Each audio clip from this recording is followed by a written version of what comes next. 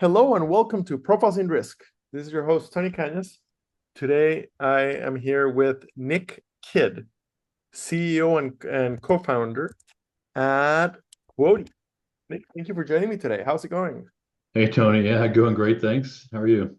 Fantastic. Oh, and I almost forgot, since you are one of my Canadian Insurtech guests, Awesome. uh, I've got that background for you guys. Go Um, Canada. Yeah, awesome. Yeah. I made that after the first time I went to Amplify. I started interviewing a bunch of Canadian Insurtech. So uh, my way of flirting with you guys, basically. Um, so we're recording in early November. You're in Ontario, but I am thoroughly unfamiliar with Ontario. So are you like Toronto area Yeah, or just in just outside of Toronto. Yeah. okay. So early November, is it already a Christmas wonderland? It is the opposite. It's amazing out today. It's around 20 degrees outside for us and sunny. So that's 20 Celsius. So what, about 70, I guess, something just shy of 70. So for Toronto in November, that's pretty incredible weather. I guess global warming Has its advantages has its for, advantages. for Yeah. Canada in November. It's been pretty good. It's been a pretty good summer. Yeah. How All about you? right. All right. Atlanta, Georgia. And yeah, we do much better than the rest of the states when it comes to the winter. Um, so we always give the guests a chance to give the elevator pitch. What is Quotey? Yeah, thanks for that opportunity. And so in a nutshell, Quotey is a commercial insurance quoting marketplace for agents and brokers. So let me kind of expand on that a little bit with an actual example. If you're an agent or broker and client virtually walks into your door needing insurance of business insurance, a commercial client, then from one question, what kind of business are you running or what do you do? From that single question, Quotey takes the broker through the journey to capture all of the relevant information in a nice, smart digital application. It then takes that information, connects with a bunch of insurance companies to determine do any of those insurance companies have an appetite for this specific client, this specific risk. If so, it'll bring a bunch of quotes up on screen for the broker in a matter of seconds. They can then, click, select, compare in detail every coverage, every feature, every sublimit, every subjectivity across multiple insurers to find the best quote for the client. They can share all of that information with their client with a click of a button, and of course, then go on to bind. So, in essence, and I usually start this by saying I'm an insurance guy, not a tech guy, having been in the market for about 30 years or just shy of 30 years now. So really, I built Quotey to solve the pain points that I had experienced over my nearly 30 years and frustrations. And yeah, that's what Quotey does. All right. And yeah, you're not joking when you say you're an insurance guy. Like Yeah, yeah, yes. years. Yeah. Mostly, I mean, many years on the insurer side of the fence. So, as a market, doing underwriting, pricing, claims, product build, that kind of thing. Spent years running an MGA up here in Canada, and have also spent years on the other side of the fence trying to sell the product. So, yeah, I would say I've got a pretty unique perspective of the industry from multiple vantage points.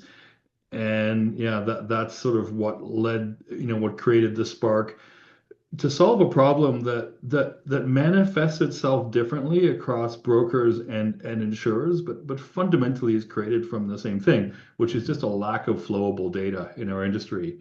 Just to harp on for 2 seconds on that, one of the banes of our industry is just so much data and information is sitting on PDFs on a broker's, we call it BMS, you call it AMS, but so much client information is sitting on an AMS or BMS, and I always say, PDFs are where data goes to die, And really they do. And so the fact that our industry cannot do a very good job of sharing data from client to agent to insurer back and forth down that chain multiple times across multiple years is for me why there's a lot of pain on all sides of the fence.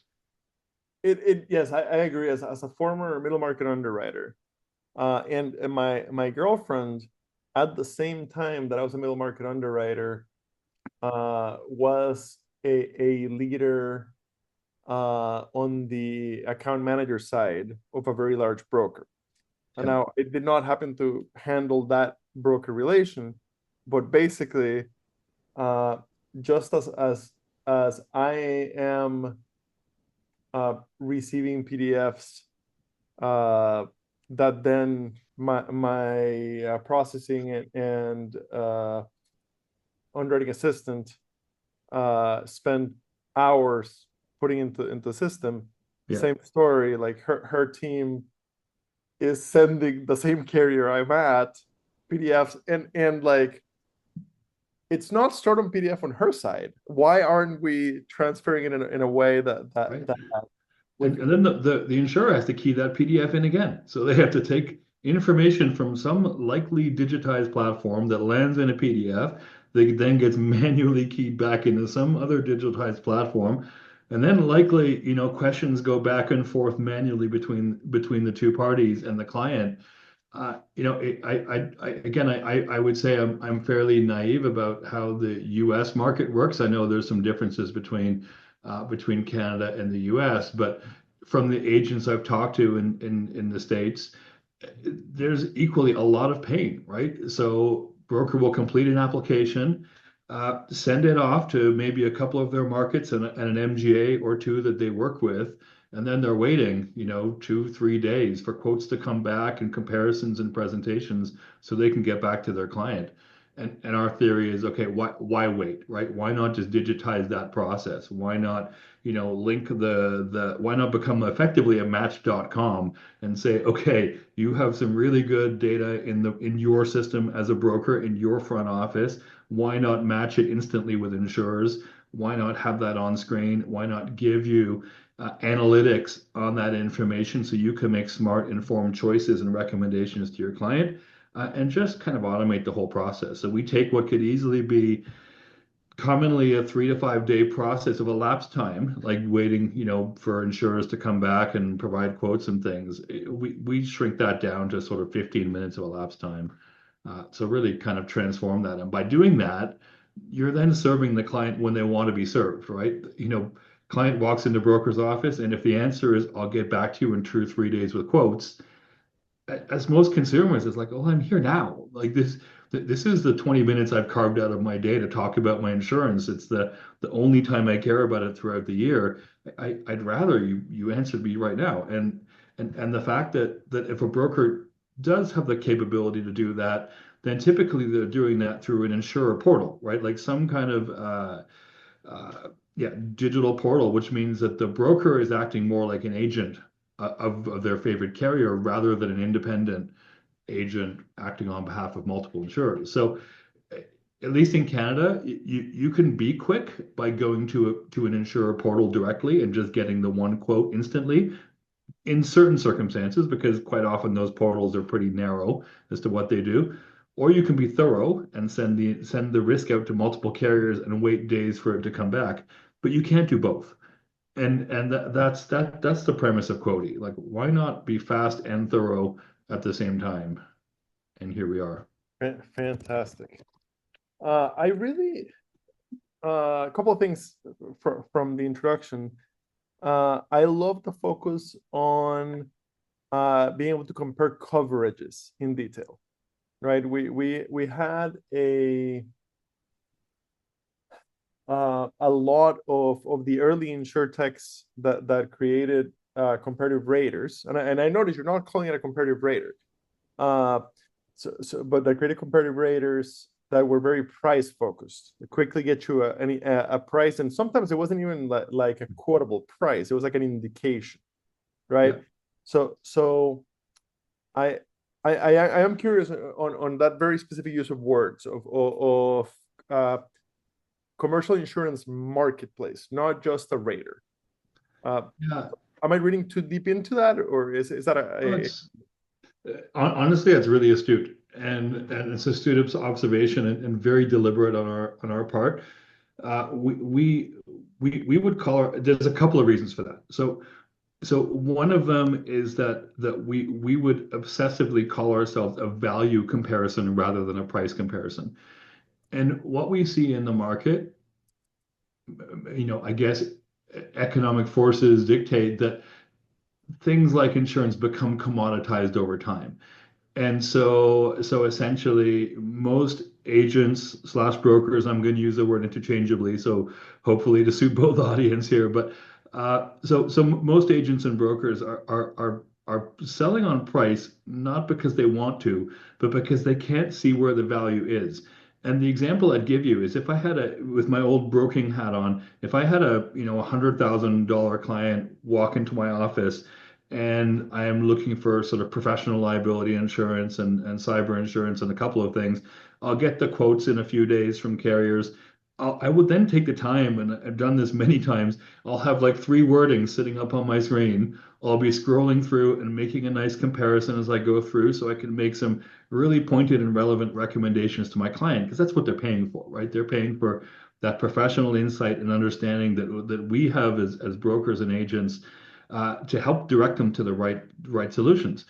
So if the risk is big enough, then I would manually do that. But if the premium is 5,000 or 2,000 or $800, like if you're taking that time and effort, you'll be out of business in seconds. yeah, for And small it is commercial. no less important, right? Like in Canada especially, because we don't have a standardized like BOP product that you have in the States. So yes, there's small business package and most carriers have them, but the actual product under the hood can be different in every case. So they can have different wordings, certainly different limits, different coverages, different sublimits, and they will also call them different things. And so even for a $3,000 small package policy, the broker would have to manually go through and make that comparison if you really wanted to drill into the detail. And you can't economically do that. You just can't. So yeah, that's a big part of our obsessiveness is what we want to do is stop commoditizing and driving the business down. Insurers having to continually shave $50 off their premiums to try to be price competitive. And they do that by shaving coverages, right? Introducing sublimits and reducing the scope of coverage, which means now the broker is selling something for less dollars, which is not good for them because of course they're paid on percentage of premium sold. So they're selling something for a lower value that also gives them increasing E&O exposure because now there's less coverage. And okay, the client says $50, but now has way more exposure in the event of a loss. So you end up in this negative cycle that just doesn't support anybody in the chain. And like I said, we're obsessed with trying to reverse that and credit insurers to say, hey, we want you to build better products. We want higher sublimits. We want different things and we're going to help you show that to the broker or the agent. So when the agent is making decisions and your policy is $500 more, they can instantly draw a rationale and an argument to the client as to why this is the better deal. Pay the extra money because you get this, this, and this that would otherwise take them 10 hours to find crawling through policy wordings. Fantastic. So strong focus on the small commercial market. I mean, in terms of quoting, like real-time quoting and things like that, that's the sort of business that's more likely to get those quotes, right? So it's small biz, lower mid-market that insurers will be comfortable putting rates on without seeing it. That's the other reason we call ourselves a bit of a marketplace, and that we also know that sure, we're about quoting and speed and instant and comparison and all that. That's an obsessive focus. But equally, we know that the commercial is a weird, heterogeneous, complex machine. And there's always going to be a whole world of risk that underwriters are going to want to see. They're going to want to give it the sniff test before they're comfortable putting terms out. So, yes, there's going to be a focus on quoting and pushing out quickly the stuff that fits that parameter, but equally helping the broker get to market on the stuff that is more complex that will need underwriter interaction, and making sure the underwriter is getting all the right information from the get-go to ultimately offer best terms to the broker. So you did talk about that, about how it walks you, uh like you tell it the class of business, right? And I don't know what kind of codes you guys use Call here. it NAICS code for argument's sake. Okay, It's the perfect. same. So you ask for the next code, uh and then the system knows which questions to ask based on that. Yeah. uh what and I don't know how standardized this is in Canada, but what percentage of all business operations can is the platform at this point able So to work? yeah, we have insurers and products connected real time for about 700 of our 1650 codes, so just under a half. In terms of codes, but in terms of where the population of business is coming from, of course, Canadian businesses or U.S. businesses don't spread evenly across all the NAICS codes. So I'd suggest probably higher than that we'll quote, but yeah, technically, just under half of what might conceivably walk in the door, we could likely find a quote. Even things like farm, we built out farm products and all kinds of things, which really expands the marketplace. Fantastic. And the quotes are always bindable. Most of the time, it's up to the insurer. So Huh? of course, the broker agent prefers bindable quotes, and in probably 90% of the cases they are. But we also offer the insurer the option to back out to an indication, because what the underwriter wants to do is they want to push maximum quotes out to brokers, right? And equally, they don't want to lose their shirts in doing that. So we give them parameters to say, okay, if the business looks like A, B, and C, then the quote they push out in a dynamic way will be bindable. But if it triggers certain conditions, then sure, we'll still push the quote out to the broker, but we'll call it indication, so that you have a bit of wiggle room if you need it on some of those more complex cases. So we want to maximize yield, and therefore, on a dynamic risk by risk basis, we can work with an insurer to make that determination. But Yeah. one thing I would say is, when we I say this to insurers a lot, when we talk about the word indication in our industry, it has a bad rap. Like, indication has a kind of like, yeah, finger in the air, plus or minus a couple of grand. It's around that ballpark. When Quotey says indication, we mean to the dollar and penny that you would rate this. That's what we want to present, like to the penny.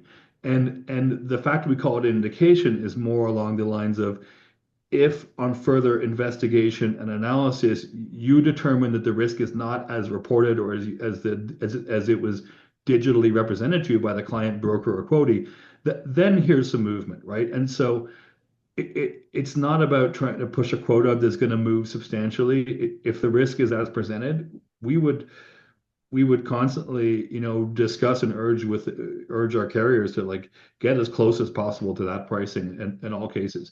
But of course, if it's bindable on that exactly that dollar and penny. Okay. What is the revenue model like? Who actually pays? So so we we charge out both sides. So we have a modest fee that we charge brokers to be part of the marketplace, to use the software. Sorry. And we have, again, equally, we believe, modest fee that we charge insurers to be represented in the marketplace. So rather than excessively billing one side or the other, we strongly believe our product has huge benefits for both sides and for the market in general, and therefore can be sort of modest on both sides of the fence. Okay. Um, okay, so on the insurer side, the carrier side, um, back when I was at the carriers, and it's been a little bit. I left being an underwriter in 2018, but at that time they were leery of putting their price on platforms that could be perceived as a comparison platform. Yeah.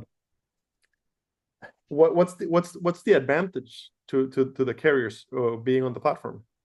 I think there's a few. I think one of them is that we change the paradigm for them in that today, if let's say their target client walks into a agency in Timbuktu, they're relying on that individual human to think about them when deciding where to go to market, right? Like, and insurers, they can only deliver so many cupcakes and donuts and marketing messages to remind brokers of what their appetite is and why they should go to them rather than any of their competitors.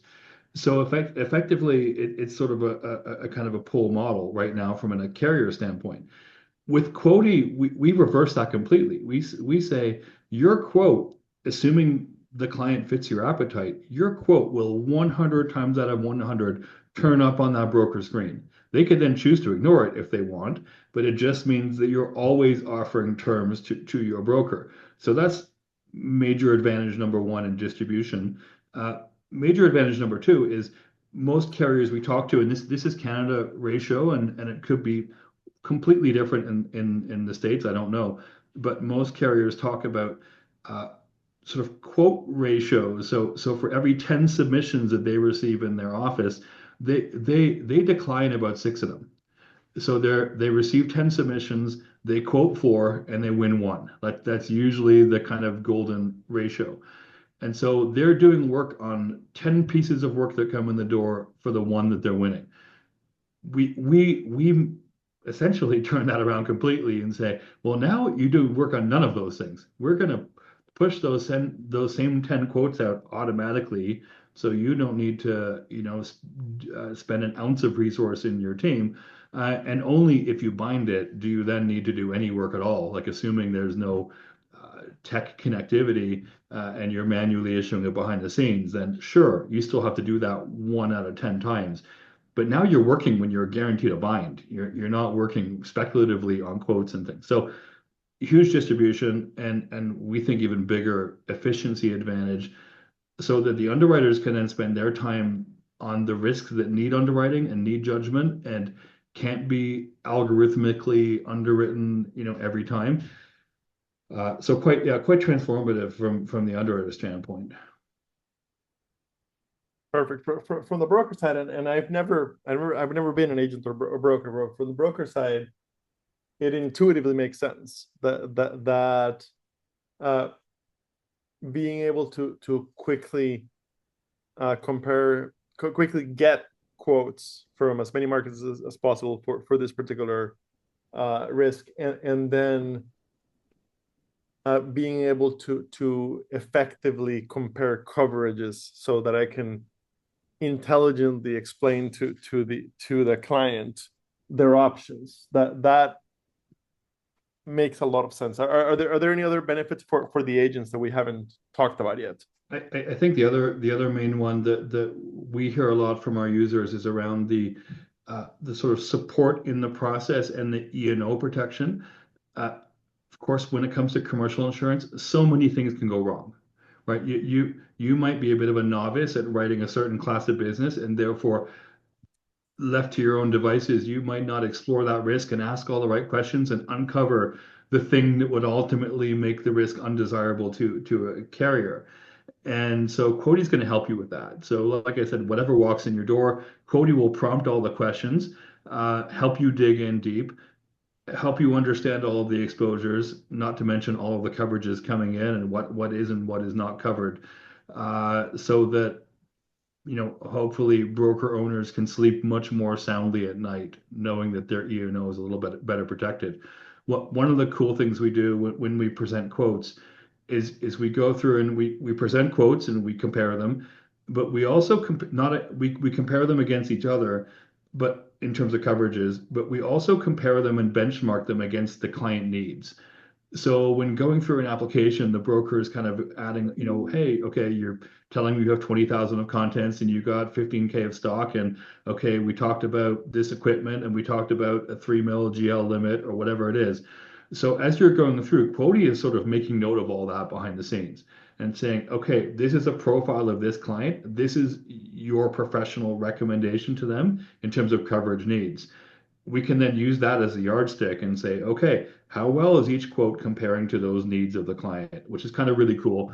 So that, I don't know, let's say you have a client looking, a contractor client, and they need $300,000 of equipment coverage or something like that. And one insurer is only limiting at 250K or something. So Quotey will show that instantly on the comparison with a little red flag. So the broker knows, okay, there could be a problem here. Client needs 300 or I asked for 300. I've got 250. Okay, now I either need to talk to the underwriter for an exception or I need to ignore it if I don't think it's that material, or I'm looking at the wrong market. I need to move on to another solution. So we're going to find those things that are tucked into sometimes into 100 pages of policy wording, and bring it to a simple, on-screen kind of presentation. Okay. It seems like a no-brainer to me that this makes sense. Uh, what what are the clients saying on both sides? Like, what's the feedback that you've had from the insurers and the brokers? So far, it's been phenomenal. Like it's really like we've been in market for about a year and a half now. Been building it for nearly 4 years, but we're still pretty new in market, and we're growing rapidly and adding brokers, adding insurers sort of by the week, and sort of scaling the business up. So it's been a fun journey. Uh, yeah, we get some amazing sound bites out of brokers, and that's uh, that's the fun. Yeah, that's the fun of it. When you're out somewhere and somebody runs up to you and hugs you and like, oh, you just changed my life and things like that. You've made it so easy. And I kind of hear this, not one-offs, right? And it's like, okay, we're a small company, right? I'll be transparent. Like we're a startup. We're bootstrapping this. And so when someone comes up and like, rushes up and gives you a hug and kind of extols the product that they're getting from you, it's kind of it gives you that conviction of like, okay, we're on to something here. It's not just us to think it's a cool idea. A broker walked up to me. We had the Ontario Brokers Convention last week, and a broker walked up that's been on the system for a while and said, I can't believe every broker is not on here. Like I'm stunned that you haven't got every single broker in Canada yet. And like, okay, thank you. That just feels like his view is like there's no reason you would not do it. Like we're very cost effective for brokers, and the value we think is clear. So yeah, the feedback has been phenomenal, and yeah, certainly kind of delivering the mental fortitude to keep plowing ahead with small business entrepreneurship and the ups and downs of that curve that we've all experienced. It's not an easy ride all the time, but it certainly helps when you're getting people feeding back like we are. Fantastic. The to sign up as a broker, is it a 1 year commitment, or like what does it look like when it comes to test it out? So you're going to take me on a slightly different rant here, but like whenever it comes to technology we consume in our lives, like let's say Netflix or Spotify or something like this, right? Really cool tech out there. As a consumer, you go, you sign up, you put your details, put your credit card in, sign the agreement, you use the thing, and you can set it up and use it instantly. And if in 6 months you find that you're not using it, just cancel your payments and stop, and you don't get it anymore. And these things, Netflix is what, $15 a month? Not sure what it is in the States. It's kind of like extremely good value for what you get, and Spotify is even probably less money. And yet, as soon as you put the word broker in front of technology, suddenly it's like, okay, there's huge setup fees, there's huge sign-on fees, there's minimum commitments of 1 year or 3 years. We're going to lock your data down, and and here's a hidden tiered model that we're going to come up with, and you'll find out, and we're just like, God, that's just so painful for a broker. So our model really simple. We thought, okay, let's make it like Netflix. Let's literally, a broker can go on to Quotey, sign up without our knowledge, can set up if they wanted to. I mean, yes, we have onboarding, and yes, we would strongly advocate for onboarding and training and setting up brokers because it gets them more engaged. But arguably, that they can set up, start using in about 20 minutes if they wanted to. There's no setup fees. There's no minimum contract. It's a monthly contract for a fixed monthly user cost. Simple. If you don't like it and you need to cancel and move on, then that's on us. Like if we haven't done a good enough job of like engaging you to keep you as a client because you like our product, then I don't want to hold our clients hostage, to be honest with you. So uh, yeah, this is just really ingrained in my mind of like the pains of buying technology as a broker are terrible. And so we wanted to take a very different path and are sticking to it, frankly. That is, Sure. yes, It would be very lucrative for us to bring big onboarding and minimum contracts and training and all that kind of stuff, and that would be a nice way for us to earn money. But I don't think it's a long-term benefit for our business and for our clients and our broker partners. So yeah, we refrained. that is fantastic, and it's interesting. Usually, when you made the best case for it or the most passionate case for it, but usually when somebody goes out of their way to say it's a month by month, super easy, no commitment. It's usually they used to be a broker and now they build something because they live that pain. Yeah, yeah. Uh, There's a lot of tech out there, right, in the industry. I mean, you go to any of the conferences, there's a lot of tech, and a lot of it is really good and impressive. And usually, like this is just my humble opinion, and for what it's worth, yeah, some of the tech that you see that is, founded or incubated within brokers or within insurers or within the industry, it usually ends up being substantially more endurable and valuable than tech that's developed by someone from the outside who's perceiving a problem and creating a solution for something that doesn't exist. And so I think it's one of the things we're proud of when we're giving a demo of Quotey to brokers. It invariably comes up in the conversation of like, wow, okay, I can tell you guys built this from in a brokerage. Like that's so obvious because it actually does what we'd want it to do. And yeah, that's the things I like to be hearing. Fantastic. Uh, in any future features or anything about the direction of the product going forward that you're excited about that you can already talk about? Yeah, a few things. So one of them, very Canadian specific and centric, is that we're in the process of launching in Quebec. So we are going through that workflow of making everything available instantly, English and French, which is really cool. I personally love the Quebec market. I've worked there in a previous life and excited to bring our product there. So that's cool.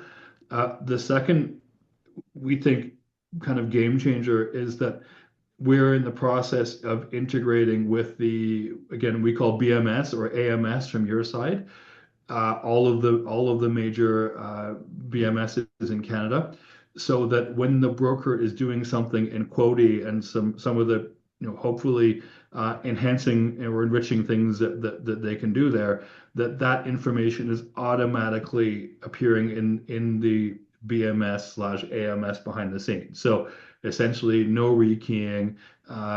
Your BMS is still your kind of version of truth, and your accounting platform and everything. And Quotey is now just an enhancement sitting on top of that. So that's the second big one that we have working in test and we're in the process of rolling out. The third big one is around how do we take what we do on new business and apply the same thing to renewals and existing clients, because renewals are probably as big a pain point as new business, if not more, in the industry. And so how can we help brokers to automatically get updated information from all of their clients in terms of, an updated renewal app, if you want to call it that for simplicity's sake, and then to streamline the process of determining what the best renewal course of action is for each client. So if we can help brokers with the efficiency and hopefully retention of their renewal process, then we think that's another huge kind of world to move into. Uh, so yeah, that's what we're currently heavily focused on. Fantastic. So the renewal piece, are you thinking that's going to be live in 25? Likely 24, early parts of it. MVP likely in 24. We can move really fast. And I say this a lot, and I say this like not this 100% is just us being a little bit lucky, right? That we started this journey in, 2020, 2021. And so the tech stack we built on is just so agile, which means that if we have an idea, we have feedback from brokers, we can usually get it done. We can change parts of the app in minutes, let alone kind of, small changes in days or weeks. And that's a luck advantage we have, and so we're gonna sort of play that as hard as we can while we can, because maybe in 10 years somebody has restacked in a totally more flexible way than we have. But for now, we've got an agile process, and we're leveraging it. So that kind of thing, yeah, probably late this year, maybe very early next year to be live.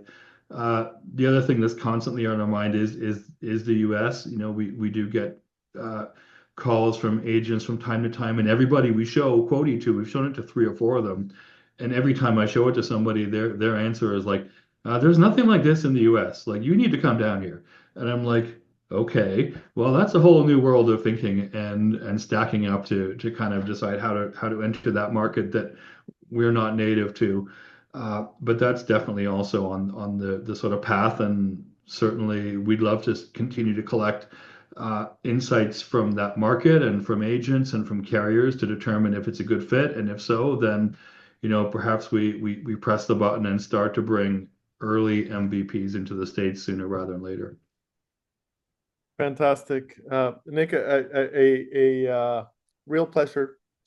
Fantastic conversation, and yeah, the, the tool makes intuitive sense to me. So for the listeners, when this goes live, I will tag both you and the company on LinkedIn. And in the show notes, I'll include the company website. So yeah, if you're a broker in Canada and you do commercial lines and you made it this far in, go check it out. Go Thanks, check it Tony. out. It'll definitely save you a lot of time, make you better at what you do, take a lot of your pain away. And what's the risk? Yeah. Hopefully way more to gain than lose. And yeah, thank you for the opportunity to come on your podcast. I really appreciate it. And nice to see you again as well without the magic hat. But generally, huge thanks. Appreciate it. Thank you.